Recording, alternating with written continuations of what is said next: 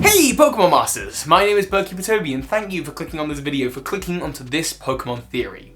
For as long as I've been a PokeTuber, 3,000 years has been an important date within the lore and the world of Pokemon. This date has been appearing in the Pokemon world since Generation 5, since Black and White 2's Relic Crown, which it said that the relic items were made 3,000 years ago. And since then, the date 3,000 years ago has popped up in every single generation of Pokemon. Pokemon is clearly building towards something with this. And one of the references to 3,000 years ago is maybe a little bit under the radar, and that's what this video is all about. And I'm not going it alone. I'm going it with one of the best Pokemon theorists on YouTube, my good friend, Almighty Arceus.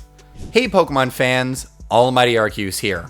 3,000 years ago was the date for 4 key events in Pokemon history. The first being the Relic Crown of Unova, the second being AZ's war in Kalos, the third being the Darkest Day in Galar, and the fourth is...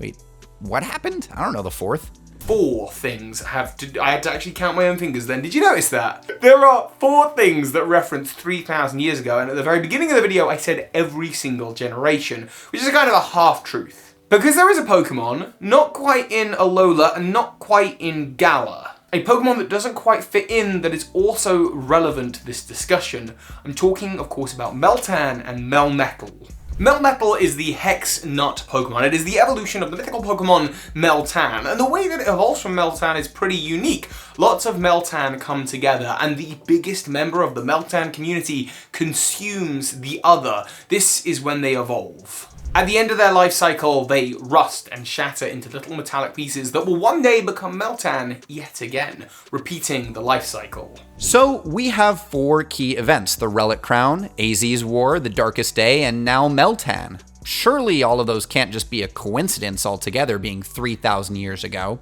We actually have a theory on my channel that connects both the Darkest Day and AZ's firing of the ultimate weapon. If you haven't noticed, the Darkest Day happened because of a flood of Gigantamax energy spreading across the wild area, emanating from Eternatus, while the ultimate weapon caused infinity energy to bolt up into the sky and land somewhere, causing the end of the war in Kalos.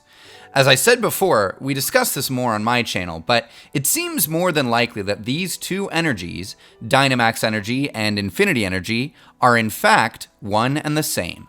For now though, let's just say it makes sense because of how close these regions actually are, Galar and Kalos, but we need to investigate a little bit more about the Relic Crown and Melmetal and his origins 3,000 years ago. What's his story? We start to learn a little bit more about Meltan and Melmetal when we start looking at their Pokedex entries, particularly Melmetal's Pokedex entry. Revered long ago for its capacity to create iron from nothing, for some reason it has come back to life after 3,000 years. Yes, that's right, that's the 4th occurrence 3,000 years ago. So the next thing to talk about here is the relic items, and specifically the Relic Crown. How does this fit into this 3,000-year-old picture? And the answer is simple. Look at this crown. It's Zacian's head. It's clearly designed of the same thing, and I've actually not too long ago done a Pokemon theory talking about how the ancient kings of Unova were probably descendants of the kings of Galar. And look, if these items, including this crown, were created 3,000 years ago, and it looks like Zacian's head, then that makes sense. Because 3,000 years ago, the heroes of Galar became the kings of Galar, so they would need some new headwear. Hence, when the Relic Crown was made. And now we can paint this big picture with these 3 events. A Pokemon world at war, the Kalosian troops and the Galarian troops battling across both regions. Fighting with swords and fighting with Pokemon, the fallen heroes becoming the spirits that would later become Honedge, seen outside Parfum Palace. There's plenty of theories about that as well. And in fact, those theories very heavily tie into the character of Wilgrim, a Kalos member of the Elite Four, who, interestingly, has an armor color that looks like a certain Pokemon we're talking about today. He is said to be descended from these warriors, and he speaks in Old English Shakespearean tongue.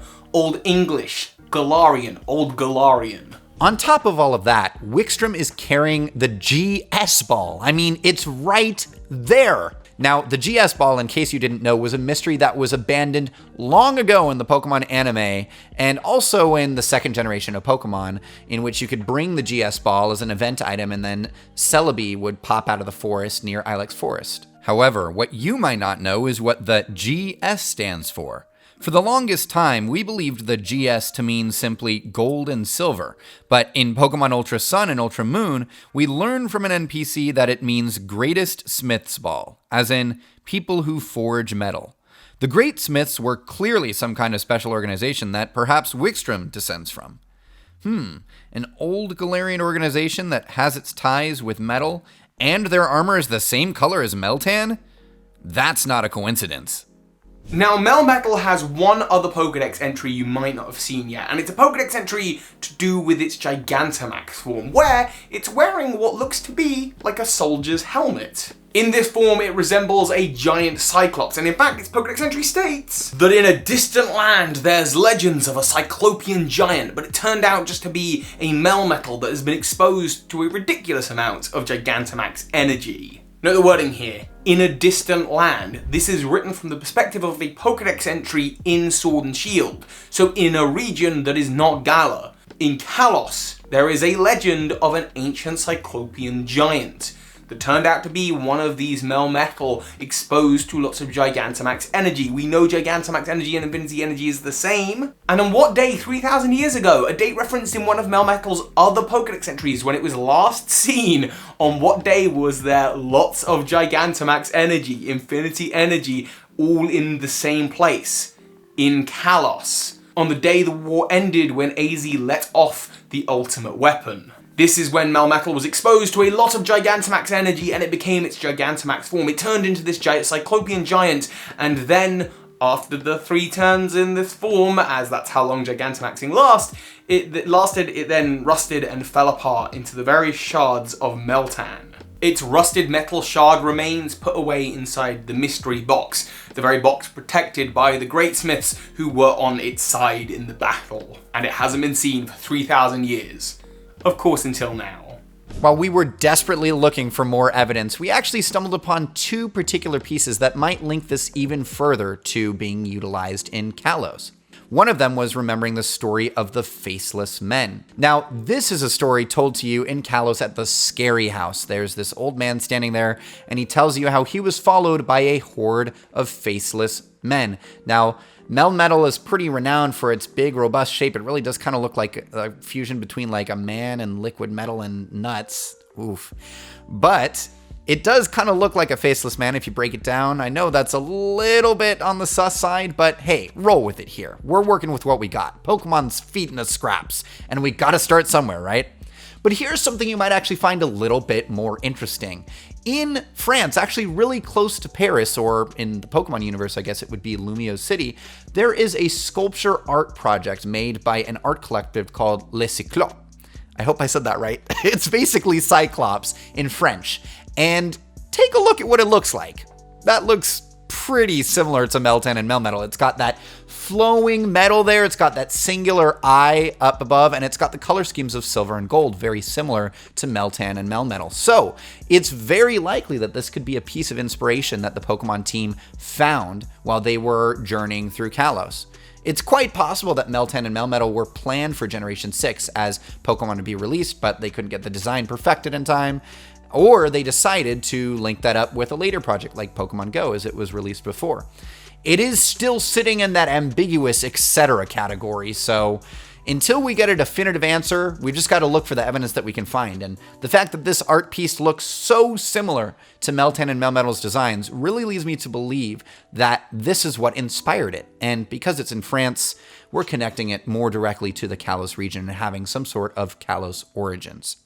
This is all in really good fun, but this theory actually ties in a bit to my theory that's over on my channel, where we talk about the Kalos War and also the Darkest Day in Galar, and how I think those 2 events might be linked. But in order to see that, you gotta head over to my channel now. I just want to thank you, Birdkeeper Toby, for collaborating with me on these theories. I had a lot of fun, and I look forward to doing a lot more research with you. Hopefully, you guys can find the answer as to where Meltan and Melmetal came from. Are you guys convinced that there's some sort of linkage to Kalos? Leave your comments below and tell us what you think. I'm Almighty Arceus. Thanks so much for watching. And absolutely, we should all go and follow Arceus. Seriously, all follow Arceus. So hi, Pokemon Masters. This is Ash Ketchum. You just watched a video by Birdkeeper Toby. That makes you a Pokemon Master. And a massive thank you to those of you supporting me on Patreon right now, including the big patron of this month, Gunnar Clovis. Thank you, heroes.